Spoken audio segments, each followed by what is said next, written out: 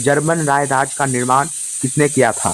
तो जर्मन राजराज का निर्माण नेपोलियन बोनापार्ट ने किया था। नेपोलियन बोनापार्ट ने किया था। यूरोप में राष्ट्रवाद की पहली स्पष्ट अभिव्यक्ति कब हुई? तो अभिव्यक्त हुआ था 1779 की फ्रांसीसी क्रांति के साथ। 1789 की फ्रांसीसी क्रांति के साथ। यूरोप यूरोप का मरीज किसे कहा जाता है? तो यूरोप का मरीज तुर्की को कहा जाता है। यूरोप का मरीज तुर्की को कहा जाता है। मेटरनिक का पतन किस वर्ष हुआ था?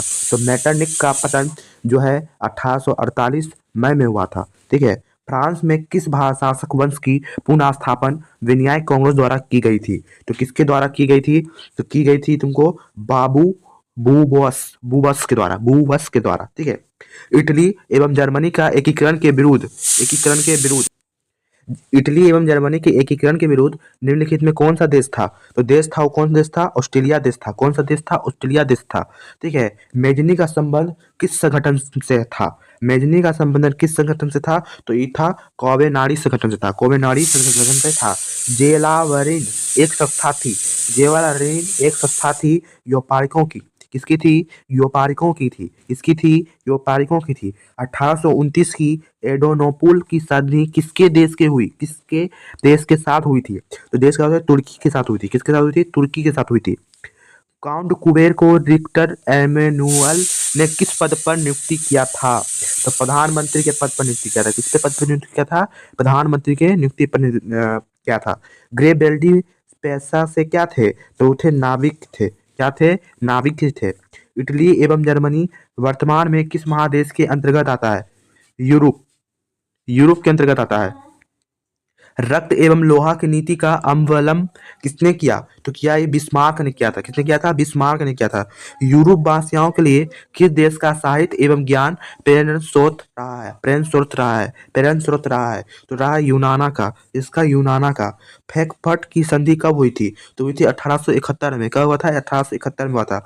किस देश के युद्ध के बाद जर्मनी का एकीकरण हुआ पूरा? तो हुआ था उस सिडनी का युद्ध के बाद। किसका युद्ध के बाद? सिडनी का युद्ध के बाद। यंग यूरोप की स्थापना किसने की थी? तो यंग यूरोप की स्थापना की थी मेजनी ने। किसने किया था? मेजनी ने किया था। किसने किया था? मेजनी ने किया था। मेजनी ने किया था। किसने किया था? मेजनी ने किया था। यंग इटली की स्थापना किसने की थी? यंग इटली की स्थापना की थी मेजनी ने। किसने की थी? मेजनी की थी। सिडनी युद्ध का कब हुआ प्रारंभ? या सिडनी का युद्ध कब हुआ था? तो हुआ था 1870 में। कब हुआ था? 1870 में। सन 1870 में फ्रांस और प्रशासा के बीच युद्ध कहाँ हुआ था? हुआ था सेडन में हुआ था। कहाँ हुआ था? सेडन में हुआ था। वियन सम्मेलन किस वर्ष हुआ था? तो हुआ था 1815 में। कब हुआ था? 1815 में हुआ था। वियन किस देश की राजधानी है? तो वियन ऑस्ट्रिया देश की राजधानी है। ऑस्ट्रिया की राजधानी है वियन। ठीक है। क्रीमिया का युद्ध किस वर्ष हुआ था? क्रीमिया का युद्ध 1854 में हुआ था। कब हुआ था? 1854 में हुआ था। राष्ट्रवाद की अवधारणा का जन्म किस घटना से माना गया है? तो यह माना गया है फ्रांस की क्रांति से। किससे? फ्रांस की क्रांति से। नेपोलियन साहित्य किस वर्ष लागू की गई? तो नेपोलियन साहित्य किस वर्ष लागू की गई? तो यह लागू की गई 1804 में। किसमें किया गया? 1804 में लागू किया गया। वियन सम्मेलन कांग्रेस का अध्यक्ष कौन था? वियन सम्मेलन कांग्रेस का अध्यक्ष था मेटरनिक। कौन था? मेटरनिक था। कौन था? मेटरनिक था। मेटरनिक व्यवस्था का उद्देश्य क्या था? तो मेटरनिक व्यवस्था का युद्ध था पुरातन व्यवस्था की पुनः स्थापना करना। पुरातन व्यवस्था की पुनः स्थापना करना।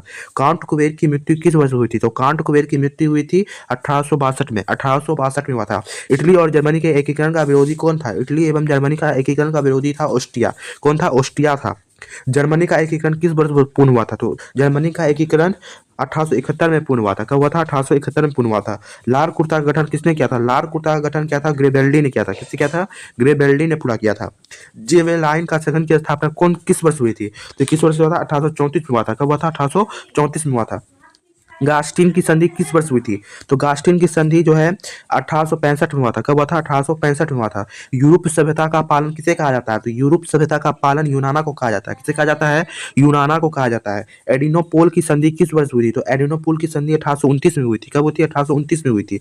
सिडनी का युद्ध किनके बीच हुआ था? तो सीडान का युद्ध किनके बीच हुआ था? सीडान का युद्ध हुआ था फ्रांस और प्रशासा के बीच। किसके? प्रशासा के बीच। किस वर्ष यूनाना को एक स्वतंत्र राष्ट्र घोषित किया गया? तो कब राष्ट्र घोषित किया गया था? 1832 में किया गया था। कब किया था? 1832 में किया था।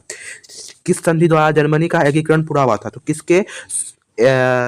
किस संधि द्वारा जर्मनी का एकीकरण पूरा हुआ था? तो पूरा था फोकफेट की संधि द्वारा। फोकफेट की संधि द्वारा। हंगरी की राजधानी कौन थी? तो हंगरी की राजधानी थी बुडापेस्ट। बुडापेस्ट था। गीजो कहाँ का प्रधानमंत्री था? जो प्रधानमंत्री था वो फ्रांस का प्रधानमंत्री था। कहाँ का था? फ्रांस का प्रधानमंत्री था।